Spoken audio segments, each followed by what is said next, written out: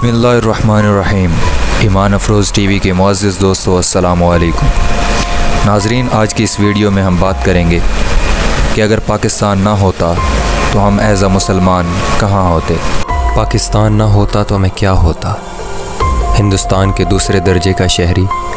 نہیں، تیسرے یا چوتھے درجے کا شہری ہوتا، کیونکہ دوسرے درجے پر تو ہندو دلت فائز ہیں، تیسرے پر سکھ اور عیسائی آتے ہیں۔ ہاں، میں تو چوتھے درجے کا شہری ہوتا۔ مجھے مسلمان کی بجائے مسلح کہہ کر تمسخر آمیز لہجے سے پکارا جاتا۔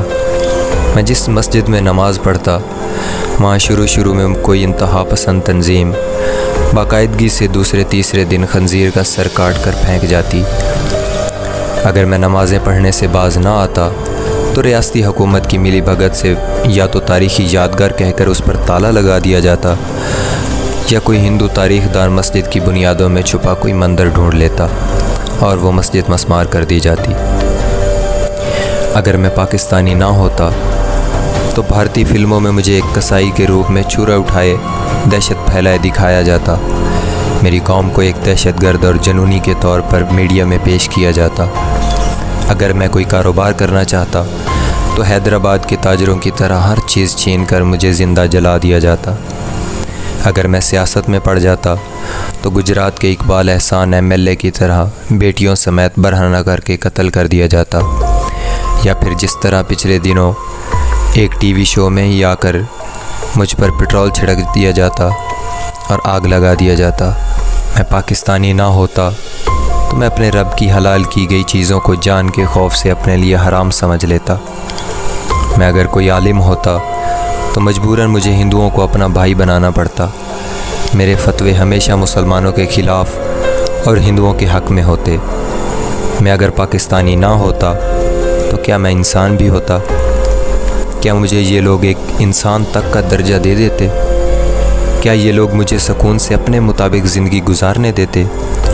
کیا میں اپنے اسلام پر اسی طرح کاربند رہتا، یا ہندوستان کے لاکھوں مسلمانوں کی طرح سیکولر ہونے کا ڈرامہ کرتا؟ میں پاکستانی ہوں۔ ہاں، میں پاکستانی ہوں۔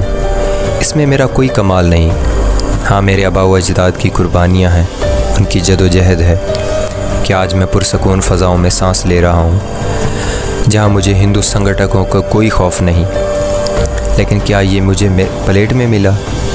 نہیں، اس کے لیے خون کا ایک دریا عبور کرنا پڑا۔ ریاست پٹیالہ کی تحصیل سوانے سے لے کر لاہور تک ایک خونی سفر طے کرنا پڑا، جس کی روداد سن کر میں ہمیشہ کانپ اٹھتا ہوں۔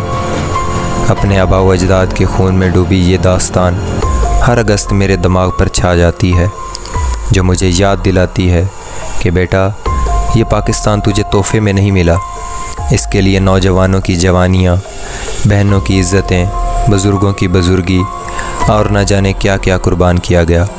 سوانہ کے ذمہ دار گھرانے در در خاک چھاننے پر مجبور ہوئے۔ بڑی بڑی حویلیوں میں رہنے والوں نے چھوٹی چھوٹی کٹیاؤں میں رہنا سیکھ لیا۔